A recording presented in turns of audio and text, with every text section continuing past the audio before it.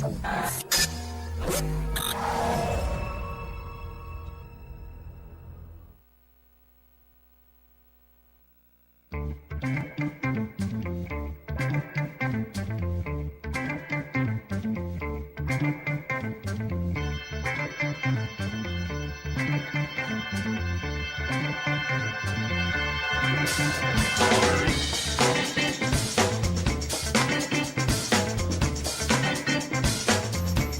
noite, telespectadores da TV Cidade, nesse dia 6 de setembro de 2013, véspera da independência do Brasil e possivelmente véspera de grandes manifestações pelo Brasil afora, inclusive em Taubaté, pelo menos muita movimentação pelas redes sociais.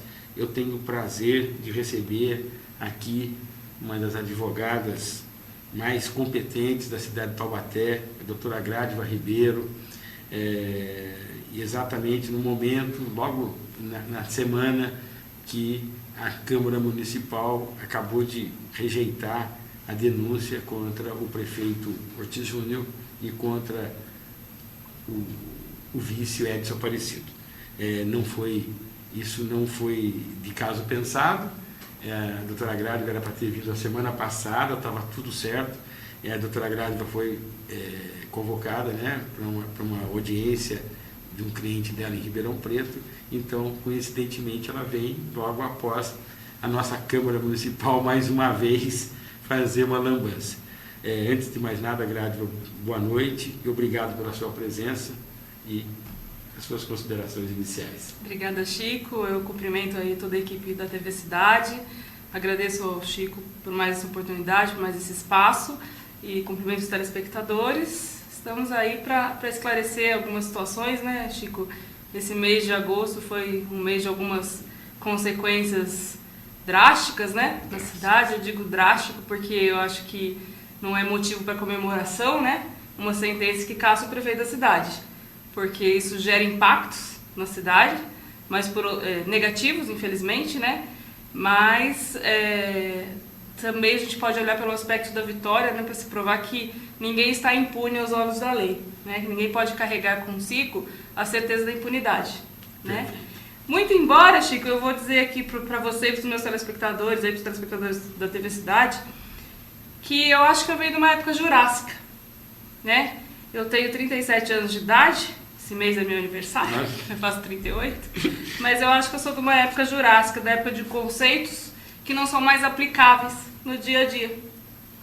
Veja bem, Chico, eu vou começar um tanto drástica nas minhas colocações, se você me permite. Não, os microfones são seus. Primeiro eu vou te corrigir, eu não fui a uma audiência em Ribeirão Preto, eu fui acompanhar o Roberto, eu estou afastada, não estou exercendo a profissão, mas de qualquer forma eu estive lá e por isso não pude comparecer, eu até peço desculpas.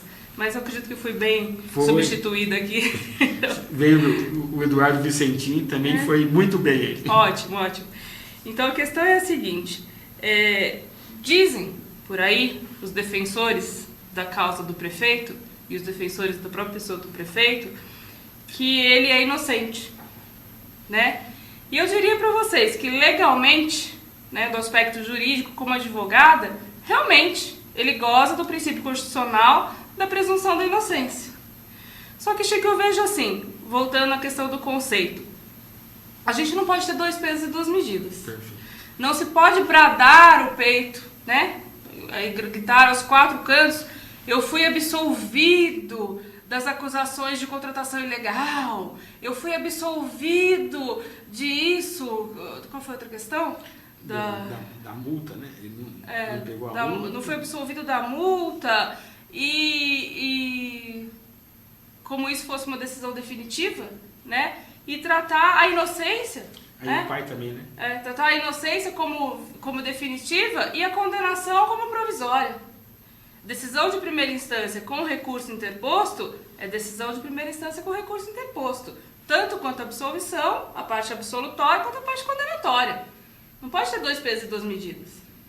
Você concorda? Concordo. Tanto, Claro. se eu cometer falha, eu sou engenheiro, não sou advogado, mas até o Ministério Público não gostou da decisão da juíza, tanto é que ele recorreu, mesmo ele sendo cassado. Recorreu, porque a sentença tinha fatias, né? Eram Sim. várias acusações na mesma denúncia. Né? Então a sentença veio fatiada com a condenação tão somente na situação da ligação entre o Djalma e o Júnior. Aí vem com a questão, mas foi só um cheque de 34 mil reais, De jeito nenhum. né? Numa campanha que custou 1.500.000 reais. Foi até palavra, acho que do Vidal na Câmara, Da né? Câmara, Na quarta-feira. João Marcos Vidal. Como o Júnior também vem dizendo isso na entrevista coletiva. Peraí, mas só um cheque de 34 mil reais? Posso ajudar? E a filha do Djalma, que trabalhou na pré-campanha, a Raíssa? Não tem amizade com o Djalma? Não tem amizade. Não tem nada? E a questão, mas foi 2 anos. Mas todo mundo sabe que a pré-campanha começou lá atrás. Lá atrás. Sabe? E o encontro no Frango Assado, que saiu no blog do Irani, um abraço pra você, Irani, que deve estar aí nos assistindo. E que custou milhões essa pré-campanha. Né? Então venhamos e convenhamos. Existia sim a amizade do Ortiz Júnior com o Djalma Santos. O Ortiz Júnior se referia ao Djalma Santos como DJ. Eu mesmo presenciei a conversa deles várias vezes no telefone quando o Júnior ia para São Paulo de carona comigo. Então não é um cheque, é um vínculo, é toda uma situação, né? Também o Júnior vem com a questão, ele é advogado, né? Fica até feio subestimar a classe, né? Dizendo assim, não, eu fui absolvido pelo Tribunal de Contas, eu fui absolvido pela Corregedoria Geral da Administração. Me poupa, doutor. Tribunal de Contas, ele vai simplesmente analisar o aspecto formal, Chico. O que é o aspecto formal? Para a população que não é advogado, que não tem conhecimento técnico da situação. É ver, teve edital? Teve. Publicou? Publicou. Cumpriu o prazo? Cumpriu. É o aspecto formal, ninguém sabe se teve cartel, se não teve cartel. O Tribunal de Contas não tem competência para julgar isso. Não cabe ao Tribunal de Contas julgar isso. A Corregedoria Geral da Administração faz uma análise superficial, ela é um órgão do Estado. Quem vai dizer se houve ou não houve a formação de cartel no aspecto judicial é lá a 14ª Vara da Fazenda Pública de São Paulo. Quem confirmou que houve isso foi a juíza eleitoral de Taubaté, que cassou e declarou suspensos os direitos políticos do Júnior e do Edson. Sim, não isso sim. Então não adianta olhar para a população e dizer assim, mas eu tive duas sentenças favoráveis. Isso é como se tivesse a pretensão, Chico, de colar letras luminosas, piscando na testa da população, escrito idiota. Aliás, foi o que foi feita a campanha inteira, né? Venhamos e convenhamos. Chico, para eu vir para cá, eu demorei 40 minutos. Durante a campanha, o Bonitinho, o prefeito, ele sobrevoou a cidade de helicóptero. O que pra mim, eu entendi, na minha modesta opinião, como um tapa na cara da sociedade. Eu também. Da sociedade que estava dentro do ônibus, balançando, pulando, feito lata de sardinha, para ir para chegar em casa, comer lá o seu arroz com feijão e assistir o programa eleitoral do Bonitinho sobrevoando a cidade. Para quê? Para analisar a malha viária da cidade. Para quê? Digam lá os comerciantes da Avenida Independência para quê? Parabéns! Legal! Os comerciantes estão felizes. Aliás, a secretária de trânsito dele, eu não consigo chamar ela de Lola, eu só consigo chamar ela de tola. Não tem jeito. Não tem jeito. Eu não retiro isso. Tá todo mundo feliz. Ontem eu fui à Câmara Municipal para assistir a audiência, saí e fui embora, porque eu cheguei à conclusão que ela não é Lola mesmo, ela é tola. E eu falo da questão do conceito, Chico, porque assim, você falou da Câmara agora, nem tudo que é legal é moral, né? Nem tudo que é legal é moral. Então, a Graça, a vereadora Graça, ela estava presidindo os trabalhos lá, ela pode, dentro do aspecto jurídico, do regimento interno, das bulufas, ela pode estar dentro da legalidade. Mas qualquer pessoa que prime pela moralidade teria aberto mão de dirigir os trabalhos na condição do estar sendo votado também a investigação do próprio marido. O Gradva, e o seguinte, numa semana ela tinha um parecer jurídico, né, do procurador dela, que não era para pôr. Na outra semana tinha. Então. Não é? Pois é. Aí, Chico, eu digo para você o seguinte. Essa questão de recorrer, de decisão de segunda instância, de terceira instância, de resposta a recurso, isso é coisa para rico, Chico. É lógico. Tá? Eu vou dizer pra você, como advogada, é direito que todos são iguais perante a lei. O pobre, o rico, o bonito, o feio, todo mundo. Mas, em questão de dia a dia, de vida mesmo, de realidade, é coisa para quem tem dinheiro. E quem achar que isso não é verdade, eu convido a estar comigo amanhã, às 7 horas da manhã, na porta do CDP de Taubaté, para abrir as portas do presídio, fazer um manifesto pedindo a abertura da porta do presídio, para soltar cada cidadão que está lá com condenação de primeira instância. Ué, se quem é condenado em primeira instância é inocente, tá lá o CDP, ó, 1.600 presos. Duvido que 50% dos presos do CDP tenham condenação em segunda instância. Duvido. Isso é... Eles são condenados em primeira instância. Gozam do mesmo princípio da presunção de inocência, esculpido na Constituição Federal, que o prefeito municipal de Taubaté. Ah, mas eles cometeram um crime e o prefeito cometeu abuso de poder econômico. Violou lei. Crime do mesmo jeito. Violou lei. Violação de lei é violação de lei. Não pode ter 2 pesos e 2 medidas. Entendi. Não existe isso. Então, pra mim, hoje, existe o princípio da presunção de inocência em favor do Júnior? Existe. Mas ele é um condenado. Condenado. Não tenha dúvida. Ele é um condenado. Aí, voltando ao assunto Câmara, no dia que o Gianazzi, deputado Gianazzi, a quem eu agradeço as palavras proferidas lá na Assembleia Legislativa, que me prestou uma homenagem surpresa lá, repentina, eu agradeço muito. É um profissional que eu respeito o trabalho, que eu tive a oportunidade de conhecer ainda no exercício da profissão na FDE, porque ele enviava inúmeros ofícios questionando reforma, acessibilidade. Então, é um deputado atuante, merece o nosso respeito, coisa que ali tinham vários partidos na Câmara no dia que ele foi, ninguém teve uma para levantar para falar contra ele. Sim. Se tivesse, teriam falado. Lógico. Mas ninguém levantou nada, porque não tem, né? Porque não tem. Aí tiveram que ficar quietinho. Aí lá, naquele dia, que o Janás estava lá, o Digão, vereador Digão, meu correligionário, disse para ele que ele tinha... Ei, viu, Digão? Já estou protocolando minha carta de desfiliação a parte do partido. Mas, de qualquer forma, até então, correligionário, disse assim que o Gianazzi, que o histórico dos denunciantes deveriam ser analisados. Concordo. Parabéns, Digão. Você foi sensato ao dizer isso. O meu histórico está aqui aberto. Né? Eu sou advogada, sou formada na turma de 97, uma turma anterior à do prefeito, aliás, uma turma posterior à do prefeito, Júnior da turma de 96.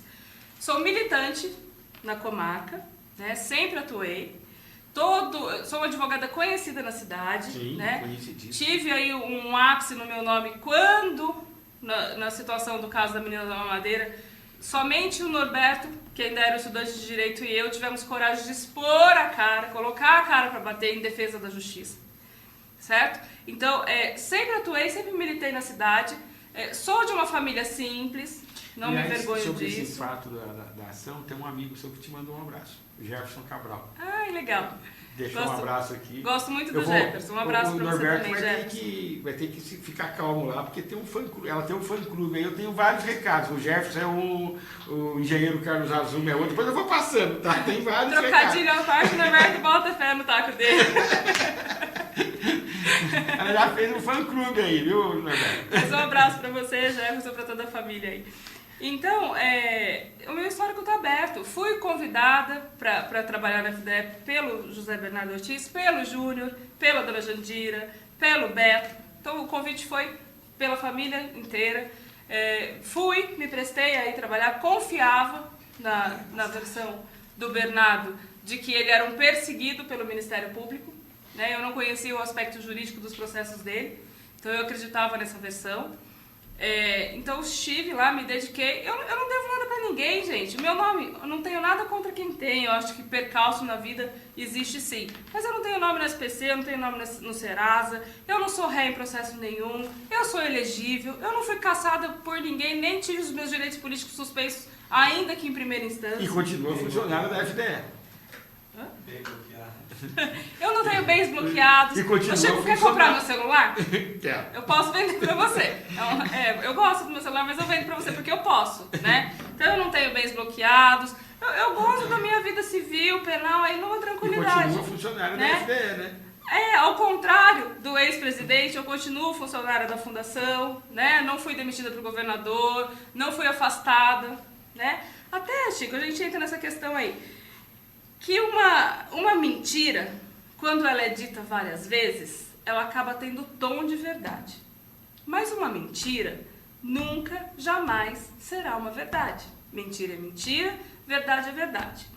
Então não adianta o Júnior vir em Rede Vanguarda, eu não sei se eu posso falar o nome de outra emissora. Pode, aqui pode tudo. Aqui pode tudo. Pode tudo. Vir em Rede Vanguarda, vir em jornal, coisa e tal, falar que eu sou desonesta, que eu fui demitida por ato de corrupção. Gente, eu nunca fui demitida de lugar nenhum, nem afastada de lugar nenhum por ato de corrupção.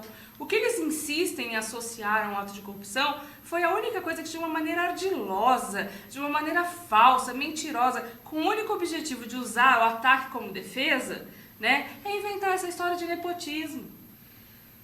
Eu vou explicar para vocês exatamente como que aconteceu isso daí. O Bernardo me chamou para trabalhar na fundação. O meu cargo era o top de linha da fundação, né? Na verdade, eu entrei como assessora, tal qual outros assessores, e com menos de um mês de casa, eu fui promovida a chefe de gabinete. Então, éramos assim na educação. O governador do estado, né? Aí o secretário da educação, né? O Herman. No paralelo, não subordinado, no paralelo, o Bernardo Ortiz e a chefe de gabinete dele. Então, eu tava ali, eu era o terceiro lugar, né? Porque o Bernardo e o Herman ocupavam o mesmo tópico, né? Então, eu era o terceiro lugar na educação do estado de São Paulo. Na ausência do Bernardo, eu caía para o segundo, porque eu respondia por ele, né?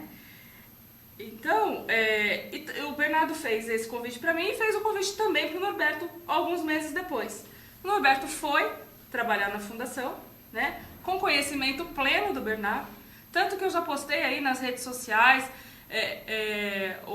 as ordens de serviço. Quem está assistindo e conhece o Bernardo sabe que o sistema dele de trabalho ele não usa internet, coisa e tal, ele faz um amarelão, né, um bilhetinho amarelo, uns blocos amarelos numerados, delegando funções para o Norberto. Então essa conversa de, ela contratou um marido, quando eu soube que ela contratou um marido, eu demiti ela por justa causa.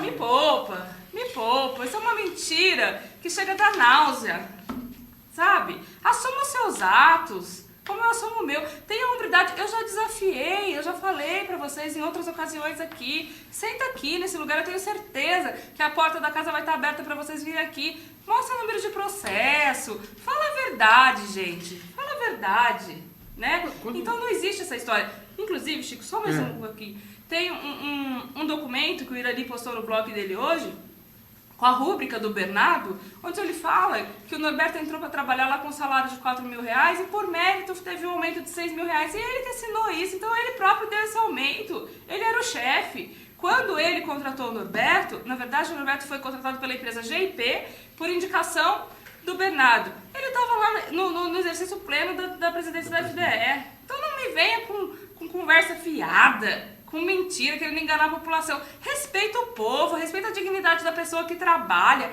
que paga o seu imposto para pôr feijão na sua mesa. Não fala conversa fiada. Me desqualificar não é a sua defesa. A sua defesa é provar a sua inocência, coisa que você não conseguiu na Justiça Eleitoral, coisa que você não está conseguindo na 14ª Vara da Fazenda, que bloqueou os seus bens. Não é, Chico? Perfeito, não tem... só... Aliás, eu tenho algumas perguntas aqui que envolve exatamente sobre isso, né?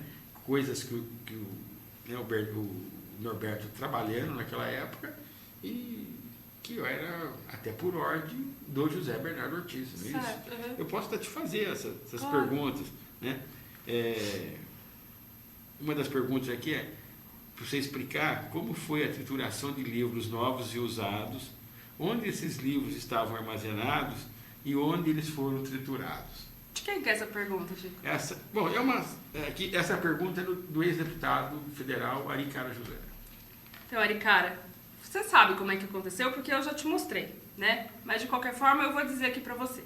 Isso foi... eram livros em acúmulo que foram armazenados em galpões locados pela FDE, que o Bernardo determinou que fossem eliminados, né? Mesmo tendo consciência de que se tratavam de livros novos, mas são processos que tramitam lá em São Paulo também, é o inquérito civil que investiga isso daí.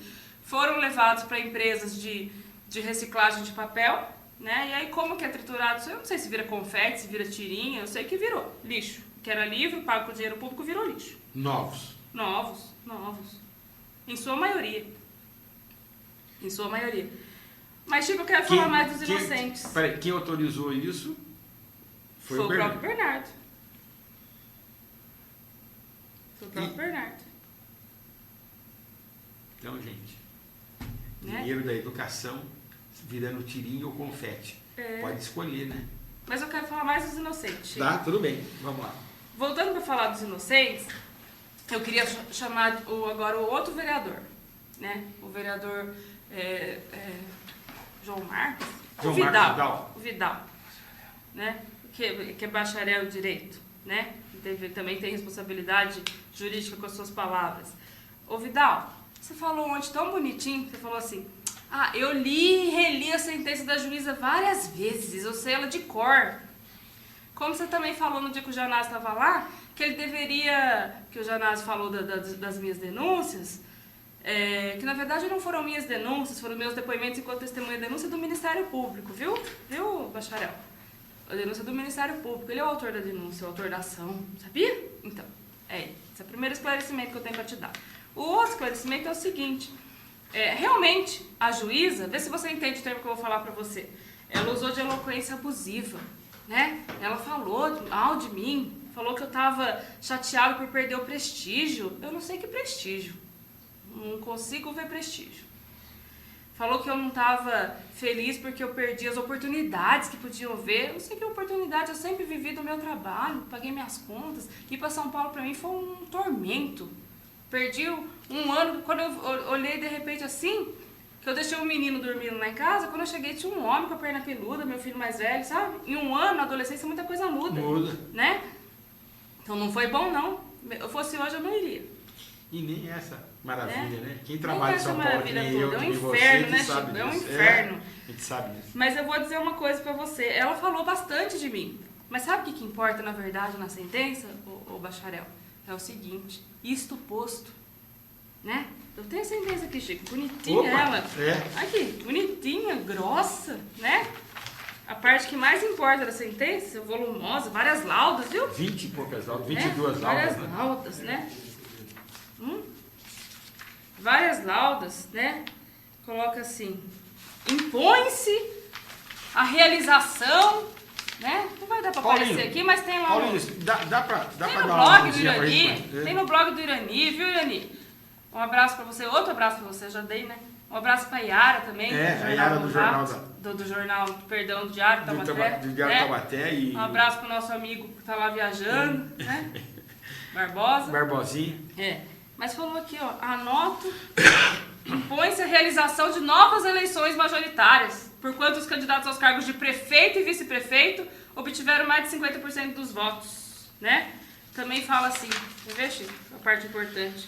Em consequência, forçoso declarar a perda dos mandados eletivos de quem? Do senhor José Bernardo Ortiz Monteiro Júnior e senhor Edson Aparecido de Oliveira. Sabe por quê que não tem o nome da doutora Gládiva aqui no final da sentença? Porque a doutora Gládiva não é ré. A doutora Gládiva não é ré nesse processo eleitoral, como não é e nunca foi ré em processo nenhum.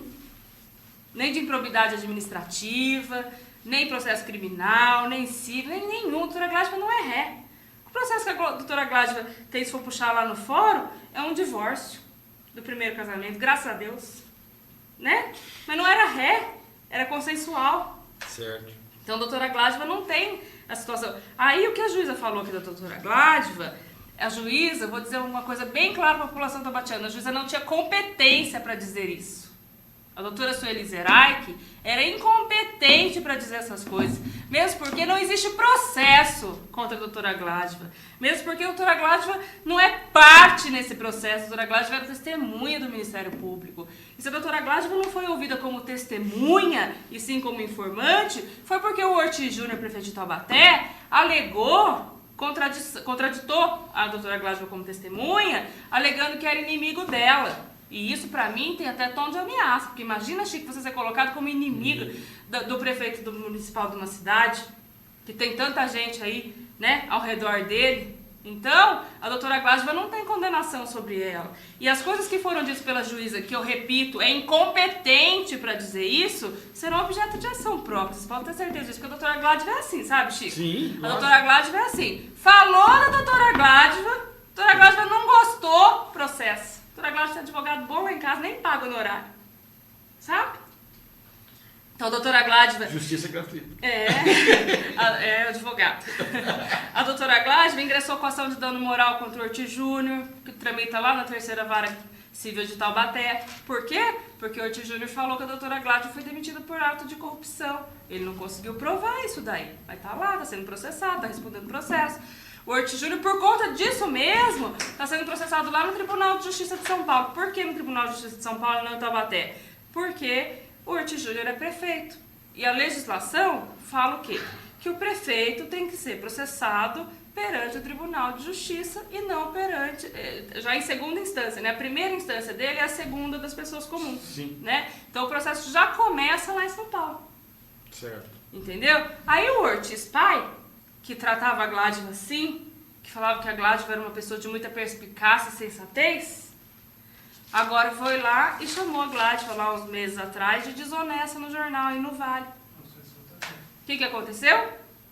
Processo 1386-2012, não tenho certeza do número, também na terceira vara civil. Réu lá também. Por quê? Porque as pessoas falam e não provam, são processadas.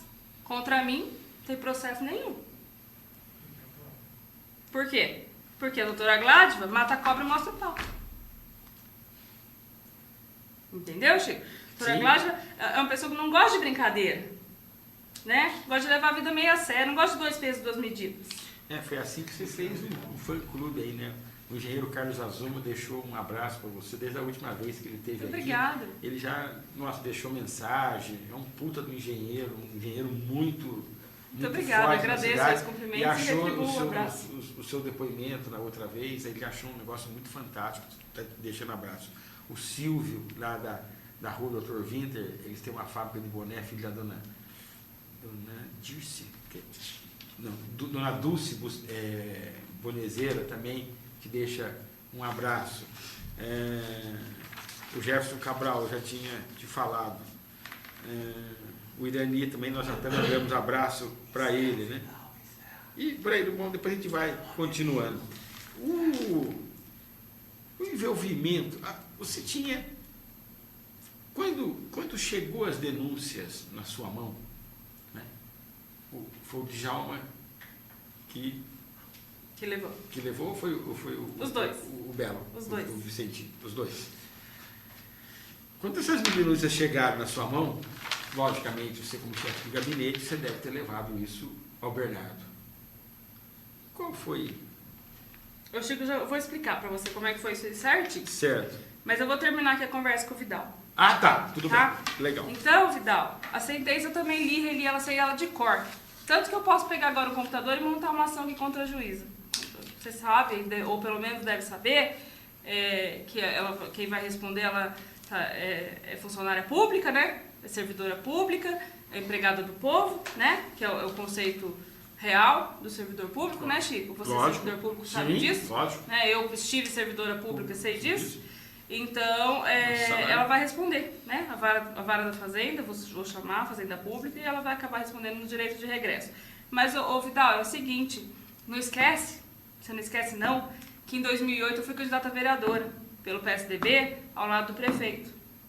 Então, eu sei como se faz uma campanha, eu sei como se paga uma campanha, tá? E eu vou dizer uma coisa pra você, é que o Ministério Público não me chamou pra contar isso aí. Porque senão eu ia contar o que o Júnior falava de você em 2008, quando você põe seu outdoor colado com o candidato adversário. Então veja bem quem você está defendendo, tá bom? Pra você ficar esperto, não ser bobo, ser feio de trouxa, tá bom? Boa sorte pra você.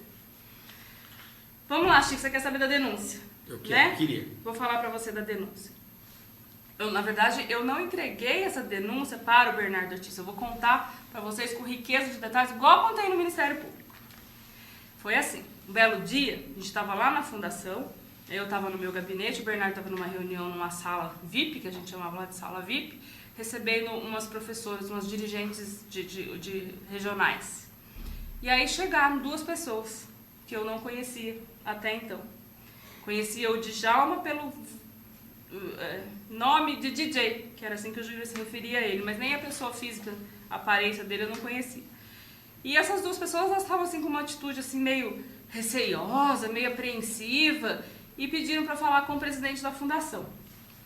Aí a secretária lá na época falou, olha, o presidente está em reunião, eu posso, que a chefe de gabinete pode atender vocês. Eu falei, pois bem, ela me interfonou, pode receber? Posso. Aí eu recebi os dois, o Djalma e o Eduardo, na minha sala, e eles me disseram, olha, eu tenho aqui um documento para entregar por Ortiz, e eu queria falar com ele. Era bem assim, o Eduardo segurava assim o documento, firme.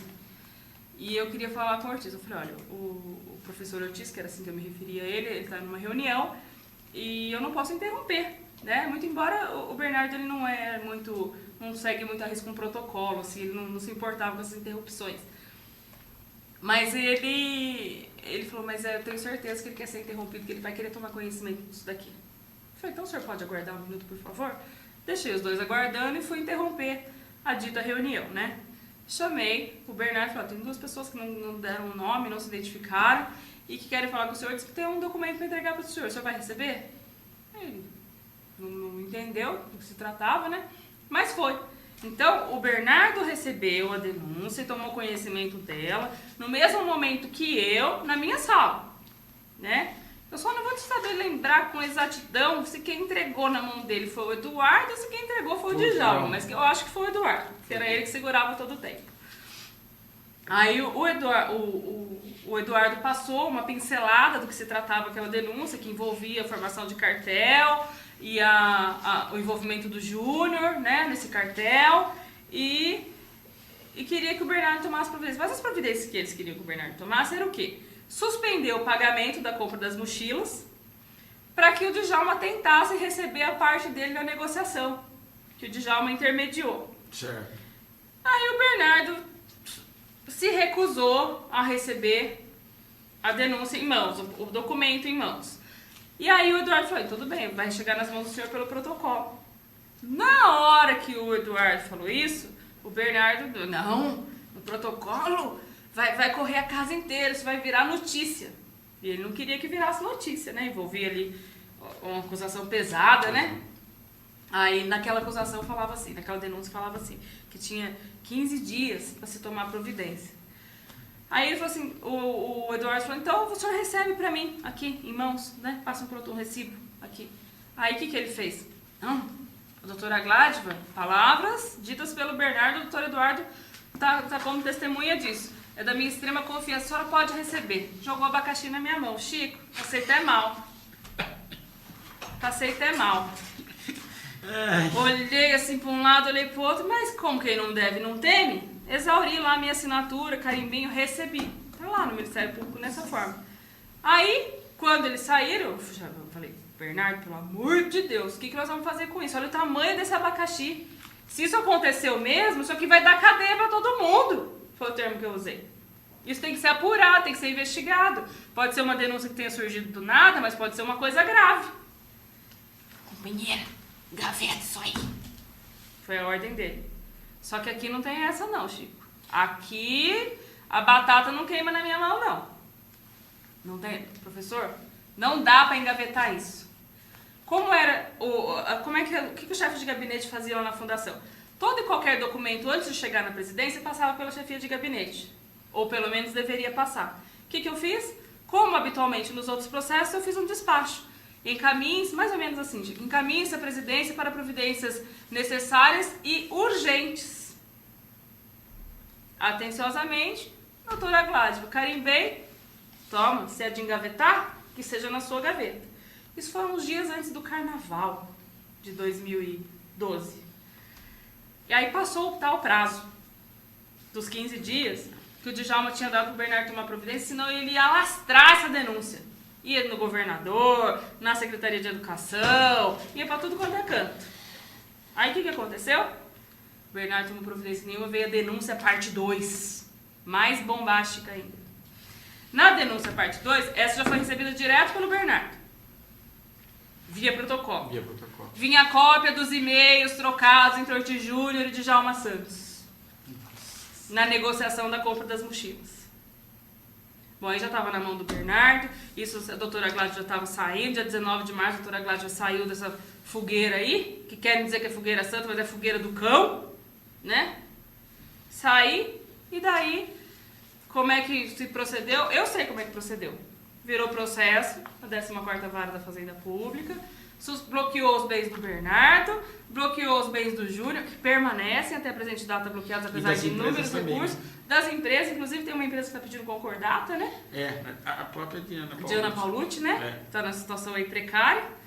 E ensejou o processo eleitoral, denúncia eleitoral, que ensejou a cassação. Mas veja bem, Chico, a doutora Gládia não presta, o Djalma não... Olha os conceitos da área jurássica. A doutora Gládia não presta, o Djalma não presta, o Eduardo não presta, o Ministério Público é o escritório do PT e a juíza não tinha que falar do cheque.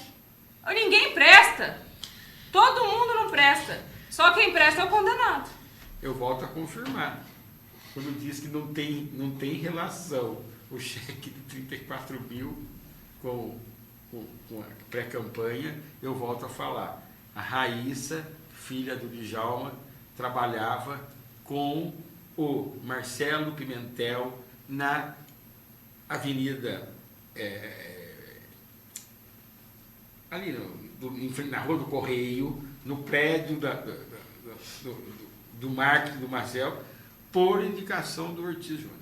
O Djalma não presta, mas o Djalma também é elegível.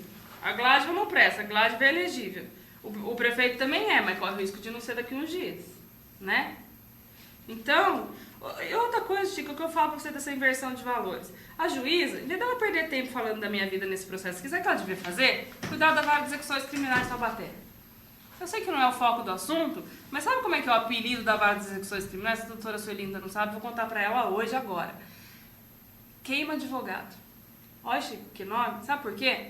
Eu, agora estou afastada, mas mesmo na militância, que eu hei de voltar, eu não faço mais execução criminal, Chico. É a área que eu gostava tanto. Sabe por quê? Porque queima o advogado. Eu tive cliente, Chico, olha que absurdo, que entrou no direito de livramento condicional, foi feito o pedido, depois de um ano, o cliente fugiu do semiaberto, porque ainda não tinha sido julgado. Os processos, eles ficam lá acumulados, aquele monte de processo pendente de julgamento. Tem vários pares aí, vários advogados que trabalham na área de execução criminal, que passam ponta de faca com os clientes. Por quê? O advogado, ele é ali o vínculo mais próximo entre o processo e o cliente, né? E nem sempre o cliente que está mexendo é santo. Tá, o advogado está me enrolando, não é advogado está enrolando, não! Mas o doutor Pimenta Neves acabou de mudar de... Ah, sim. Então, pois é. Né? Pois é, fazer o quê? O meu cliente chamava João, e não era ninguém ainda. Era só mais um João. Baixar um pouquinho só o Jorginho da Ana Emília. Dá para baixar um pouquinho só o monitor para a gente poder ver? Eu lembro que era o Jorginho da Ana Emília. Parece que ele está... Jorginho da Ana Emília. Muito obrigado, viu, Jorginho? De coração, a audiência.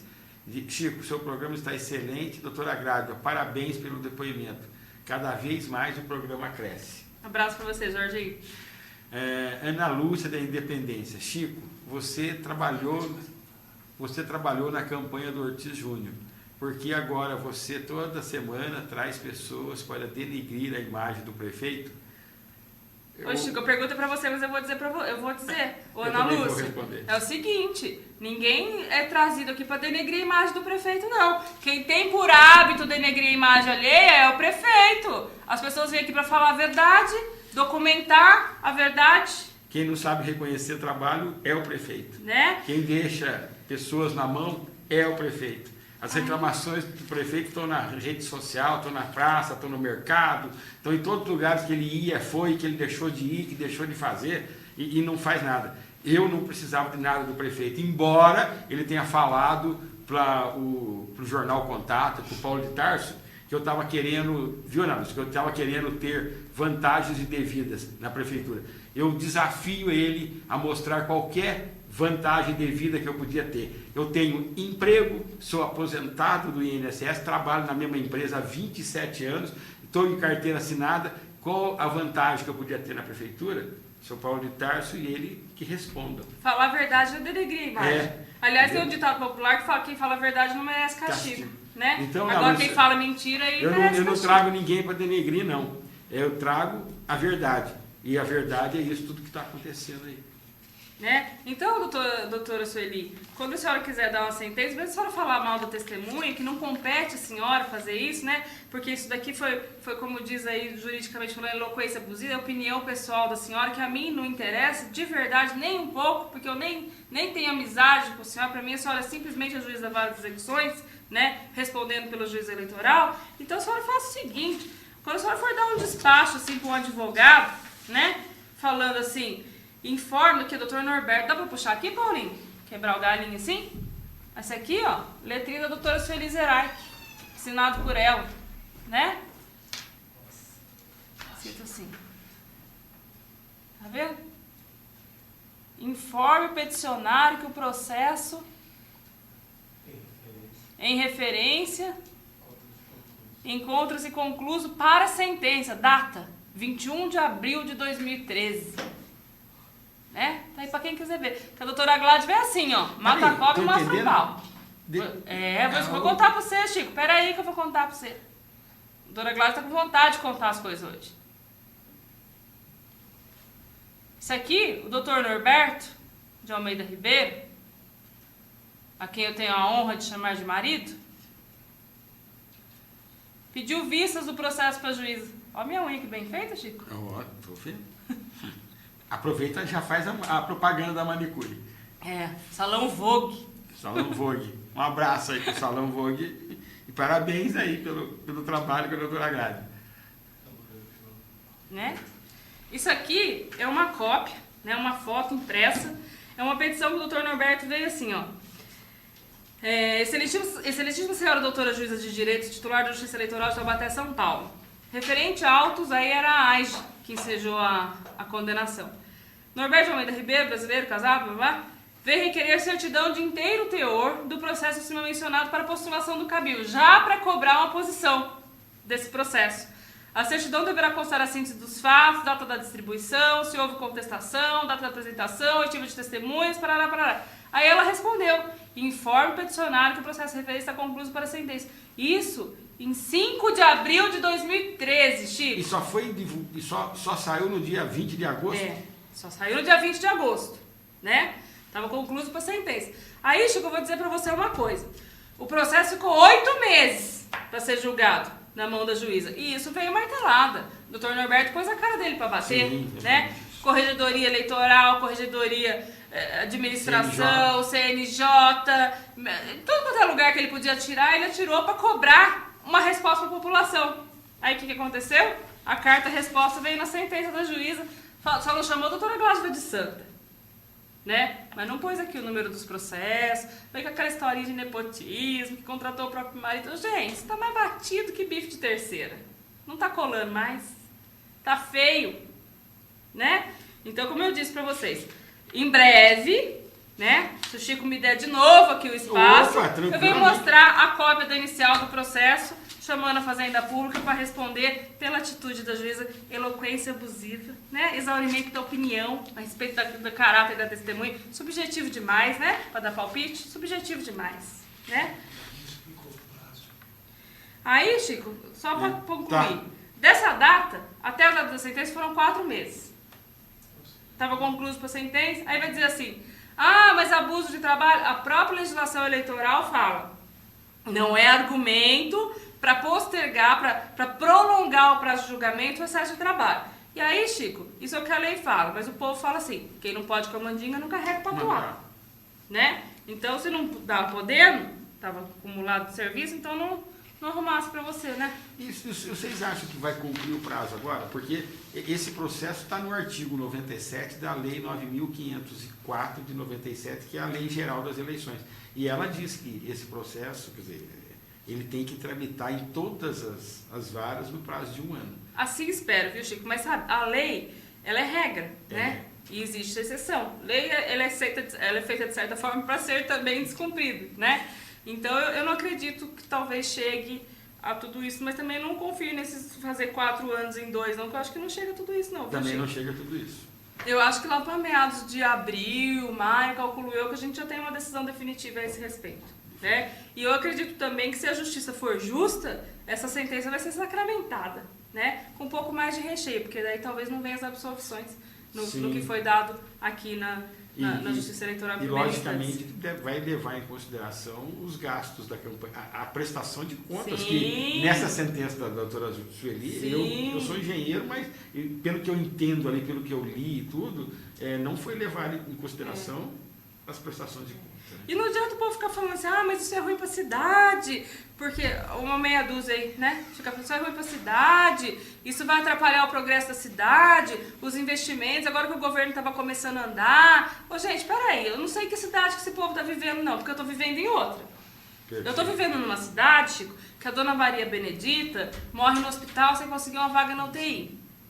E eu digo dona Maria Benedita porque ela é avó da enteada de uma amiga muito querida, né? Então foi um caso que eu vi muito de perto, mas aí eu vi que o prefeito mandou e-mail para minha amiga explicando a situação, mas eu vi que a dona Benedita morreu sem achar vaga para UTI.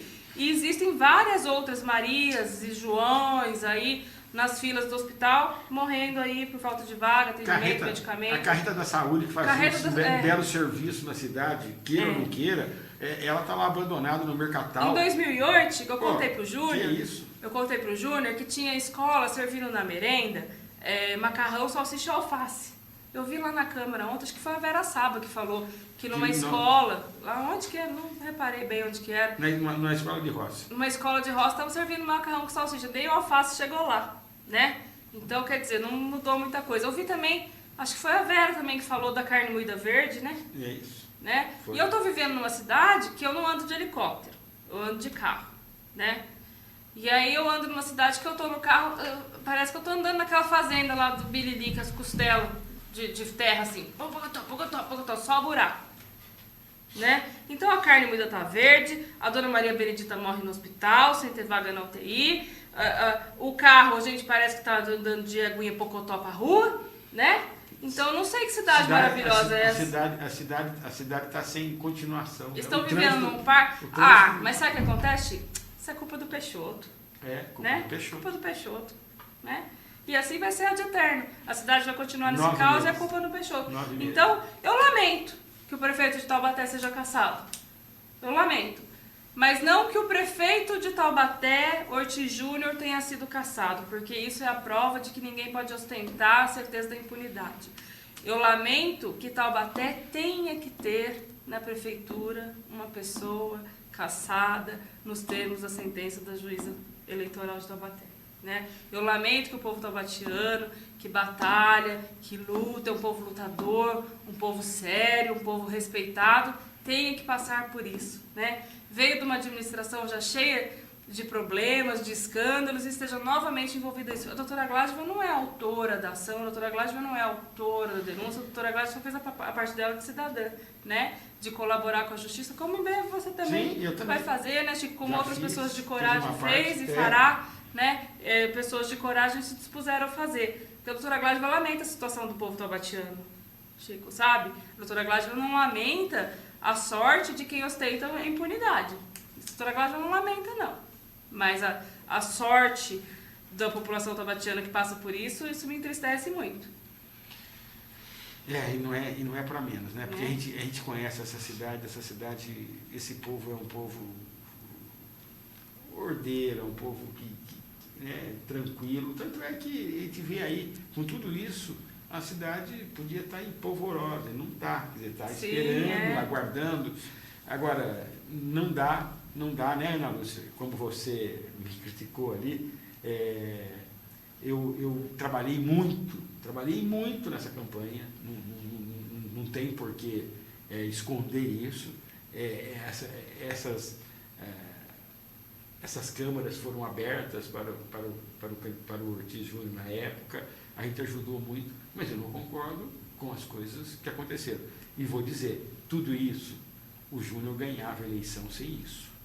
Agora, era só trabalhar um pouquinho mais. E eu vou dizer, tem mais uns minutinhos aí, né? Eu vou dizer assim, cara de pau essa conversa de dizer assim, mas eu fui eleito com 60 e tantos por cento do voto, eles gostam de número, né, Chico? 60 e tantos por cento dos votos taubatianos, e a população taubatiana já conhecia as denúncias que recaíam sobre minha pessoa. Negativo, porque aqueles vários longos minutos de programa eleitoral pintavam uma história surreal, né? E diziam que as denúncias eram eleitoreiras. Não, né? e tem outra coisa. Então, aí, eu não sou advogado, mas sou engenheiro, e daí é fácil de ver. O Júnior ganhou a eleição com a gordura. E a gordura fez quando? A gordura foi feita na pré-campanha, quando se queimou todo esse dinheiro que hoje está em jogo aí. Porque se você pegar de quando saiu a revista da Isto É e conseguir separar as pesquisas, você vai ver que o Isaac do Carmo subiu muito mais e teve mais votos, mais números do que ele. Agora, só que tem uma coisa, a gordura toda que ele tinha, que já tinha feito na pré-campanha, as reuniões comunitárias, os chás da tarde, as reuniões, os carnês que eram imprimidos com a propaganda. Aí não adianta, aí sabe, Chico? Não tem, se for buscar o acerto, né, o eleitoral dos candidatos a vereadores, de eleitos e de não eleitos, e ver quanto custou isso, nada. Essa campanha inteira, vai tudo pro vinagre. Então venhamos e convenhamos. A situação que era conhecida pela população de Taubaté, pelos eleitores, anteriormente a essa sentença, era uma. Porque sabia-se da denúncia, sabia-se de certas formas das provas, mas tinha-se uma peneira tapando o sol, né? Dizendo assim, não, é eleitoreira, o Ministério Público é o escritório do PT, coisa que foi dita pelo pai do prefeito e coisa e tal, mas hoje a situação é outra. Hoje a gente tem uma sentença eleitoral, mas não eleitoreira, né? Confirmando que as denúncias, pelo menos em parte, eram verdadeiras e ensejaram a cassação e a suspensão dos direitos políticos. Tem uma pergunta, né? Me veio. O senhor José Bernardo Ortiz, o pai, foi afastado da presidência da FDE e depois demitido. Quer dizer, eu acho que a pergunta aqui não está clara, mas é porque ele foi afastado pela Justiça por 8 meses, né, 240 dias, com vencimentos, e isso terminaria em junho. Quando foi em março, o governador exonerou. Você conseguiria saber a razão da exoneração do governador? Alguma coisa assim? Eu acho que é essa a pergunta, né? Se eu estou tentando esmiuçar ela. Tá. Quando isso aconteceu, tanto o afastamento que se deu em agosto, quanto a demissão que se deu em março do ano seguinte, né? Que foi desse ano, eu já não estava mais na fundação, né? E já havia ocorrido esse distanciamento em virtude da convocação do Ministério Público para ouvir o meu testemunho, para ouvir as minhas informações. Mas eu vou por uma análise simples. Eu só mando um funcionário embora que eu não estou contente com ele, né? Se o funcionário é bom, é da minha confiança, desempenha bem as tarefas que eu deleguei a ele, eu não vou mandar ele embora. Então, eu não sei. Eu acredito que vai ver que o governador estava descontente e mandou ele embora. Porque, pela justiça, ele ainda poderia continuar lá por mais 4 meses, né? 4 meses. Ele realmente foi demitido. Então, porque o governador também... E a gente não pode cair com essas perguntas, cair no campo do subjetivo. Como é que eu vou saber o que o governador pensou para mandar o Bernardo embora? Né? Como é que a juíza vai saber o que eu pensei para falar, para informar o Ministério Público do que eu sabia? A juíza devia falar que eu fui justa e corajosa, não que eu estava querendo perder o prestígio, para perder o prestígio. Prestígio, para mim, o prestígio que tinha isso daí é chocolate. Chocolate prestígio. Gostoso. Adoro. Você conhece o dossiê contra a FDE e o envolvimento de José Bernardo Ortiz e Ortiz Júnior, pai e filho, nesses... Esse dossiê, o Chico, ele é uma coisa enigmática. A fundação, ela é uma vitrine, né? Eu acho que ela movimenta muito dinheiro, né? 3,2 bilhões, né? Anuais. Então, falava-se muito, quando a gente chegou lá já tinha uma pirâmide de uma denúncia que envolvia vários deputados, né? E coisa e tal. Ela já tinha sido alvo de denúncia do Chalita, né? Com a história das antenas parabólicas. Sim, as famigeradas antenas parabólicas, né? E depois, quando a gente chegou lá, chegava muita denúncia anônima, viu, Chico? Inclusive, essa história do nepotismo, que eles falam aí para tentar me desqualificar, é uma tentativa muito, né, de me desqualificar, chegou numa denúncia anônima, né, que chegou na fundação, na secretaria, no governo, no Ministério Público, tudo quanto é lugar, porque o pessoal lá, quando faz denúncia, faz assim, distribui, né. E chegou falando que o Bernardo tinha contratado o advogado dele para pagar com dinheiro público, chegou falando do cabide de emprego e chegou falando do tal nepotismo. Então, eu não sei se existe, propriamente dito, um dossiê contra a FDE, né? Existem várias denúncias acumuladas, né? Vários inquéritos civis em trâmite lá em São Paulo, no Ministério Público de São Paulo, né? A quem eu cumprimento a instituição do Ministério Público nas pessoas do Dr. Osório, né, que desempenhou muito bem esse papel, que realmente foi um homem de coragem e postura aqui em Taubaté, muito bem representado no Ministério Público pela pessoa dele. Sim. E cumprimento em São Paulo o Dr. Silvio Marques, que também é uma pessoa ímpar, Fantástico. é uma pessoa de uma dignidade, de uma decência, de uma coragem também fabulosa. Então eu cumprimento aí toda a instituição em nome dessas duas pessoas. Mas existem, os inquéritos estão sendo apurados, todos eles, né? E vamos ver no que dá, né? O que a gente só espera que a justiça seja feita. Eu já estive aqui numa outra oportunidade, falei com veemência que o Ortiz Júnior ia ser cassado, e de fato foi. E reafirmo que se a justiça for feita, né, com o equilíbrio da balança, né, e com os olhos vendados, Ortiz Júnior permanece cassado. O Jefferson Cabral, está no finalzinho, mas chegou aqui uma pergunta dele. Prezado Chico, acredito que novas lideranças políticas sejam imprescindíveis em Taubaté. Depois pedir à doutora Grávida que diga qual a ligação que tirou de todo esse imbróglio. O Jefferson, você dizia para mim assim, nunca seja nem a cabeça nem o rabo do tubarão, né? E acho, meu amigo, que de repente me colocaram na cabeça do tubarão, né? Toda essa história foi uma grande aprendizagem. Hoje eu digo que eu preferia ter ficado no rabo, né? Nem no meio, nem na cabeça, eu preferia ter ficado no rabo. Mas foi um grande aprendizado. Eu concordo com você que novas lideranças devam surgir, que novos nomes devam surgir, mas eu espero que as pessoas que se predisponham a cuidar da população, a fazer política com o verdadeiro sentido da política, que é o bem-estar da população, o bem-estar dos administrados, sejam pessoas idôneas, que vejam na política pura e simplesmente o bem-estar de terceiros, que não faça dela um meio de vida, um status, o tijolinho para subir, fazendo de conta que é palanque. Você é um grande nome, Jefferson. Eu ainda hei de te ver brilhar na política. José Aparecido Aquino, deixa um abraço para você. Casey Cândido, deixando um abraço, achando muito boas suas colocações. Então é isso. A Maria Aparecida, do PRTB, agradecendo muito a você, dizendo que aprendeu a te admirar muito. Muito obrigada, então, muito obrigada. Falei que ela está com um fã-clube aqui, né, Norberto? Você está vendo? Fique calma aí. Eu agradeço os cumprimentos de todos vocês. Sintam-se abraçados, sintam-se cumprimentados com a mesma intensidade, com o mesmo carinho que eu venho recebido. Não tem sido uma jornada fácil. Eu tenho apanhado pra caramba, gente que nunca me viu, que não me conhece, vem, bate na tentativa de defender o indefensável.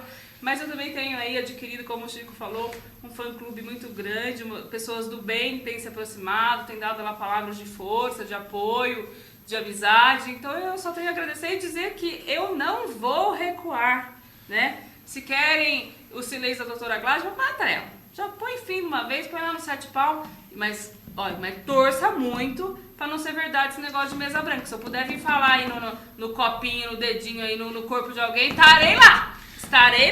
Deixa eu te contar, Paulinho, aguenta o tempo aí, segura um pouquinho aí. Segura aí, Paulinho, depois a gente paga a coca. No dia 20, depois que saiu a denúncia, né? E daí você fez uma carta aberta. Sim, fiz. Aí eu vim ao programa do Narese naquele dia. E eu li aquela carta Muito aberta. Obrigada, Narese, pelo espaço. Obrigada, Chico, pela leitura. Aí, e tem aí, depois, se você quiser ver, ainda bem que a internet não joga nada fora. A partir das 7 horas da manhã do outro dia, eu tinha várias pessoas me agradecendo por ter lido a sua carta aberta por você.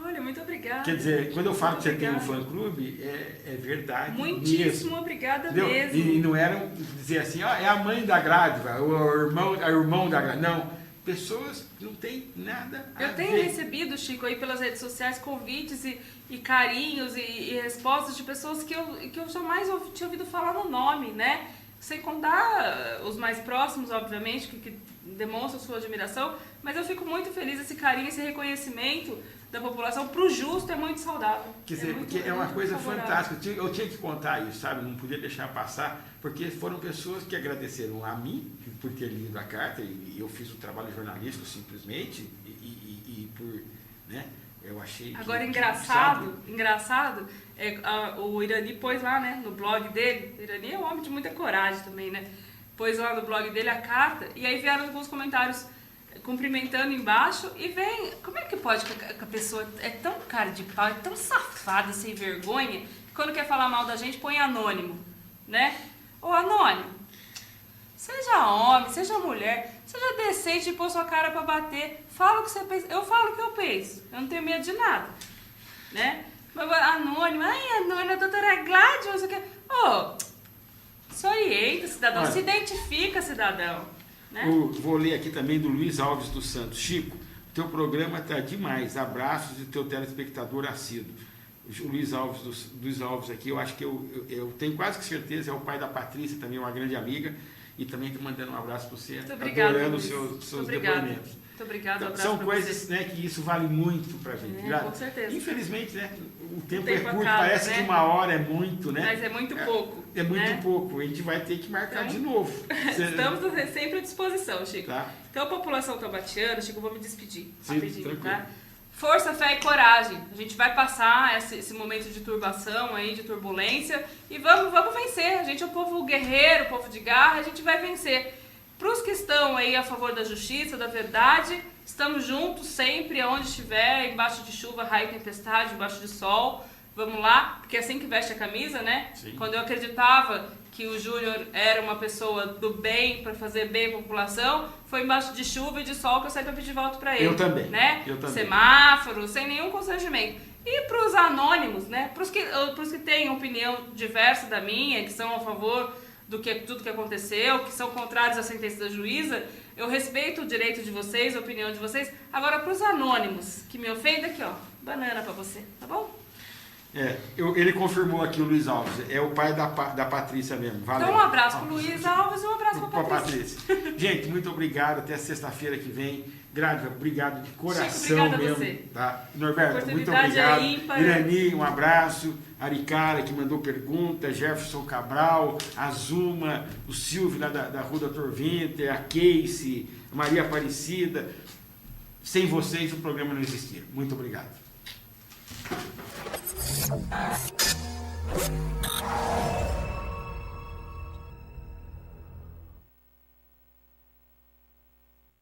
Milclean é tecnologia e produtividade. Com mais de 35 anos de experiência, a Milclean padronizou métodos, criou novas linhas de produtos para limpeza e buscou inovação tecnológica com foco na preservação do meio ambiente. Com certificação ISO 9001 e ISO 14000, a Milclean conquistou a confiança de parceiros e clientes que a posicionam entre as 10 melhores do Brasil no setor. Milclean, cuidando da limpeza e da natureza. Acesse